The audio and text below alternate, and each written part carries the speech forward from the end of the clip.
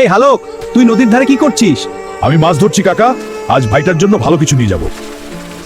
Hulk, তোর ছোট ভাইকে ডাকাতরা ধরে নিয়ে গেছে। কি বললি? আমার ভাই সে তো বাড়িতে একা ছিল। শুনে রাখ, টাকা না দিলে এই ছেলেকে নদীতে ফেলে দে। ও কাকা, কেউ কি আমার ভাইকে বাঁচাবে? ডাকাতদের সাথে লাগা ঠিক না। আমি গরিব বলে কি আমার ভাইয়ের কোনো দাম নেই? আজ আমি প্রমাণ করব, গরিব মানেই দুর্বল না। ওহ, আমি তো আমার বন্ধু হাতিটাকে ভুলে গেছি। কে আমার বন্ধুর ভাইকে ধরেছে? একটা হাতি আমাদের কি করবে? এক ডাকাত লাঠি নিয়ে হালকের দিকে ছুটে এলো। হালক পাশ কাটিয়ে লাঠিটা কেড়ে নিয়ে তাকে ফেলে দিল। আরেকজন ভাইকে টেনে নদীর দিকে নিচ্ছিল। হাতি তার সুর দিয়ে ডাকাতকে জড়িয়ে তুলে ঘুরিয়ে ছুঁড়ে দিল দূরে।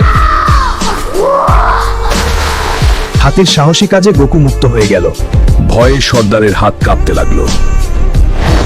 তুই ভাবছিস গরিবদের কেউ নেই? আমাদের সাহস আছে। দাদা, তুমি সত্যিই সুপারহিরো। না রে, আমি শুধু একজন ভাই, আর এ হলো আমার সেরা বন্ধু। আজ আমরা শিখলাম, গরিব মানে অসহায় না। যতদিন অন্যায় থাকবে আমরা লড়ব।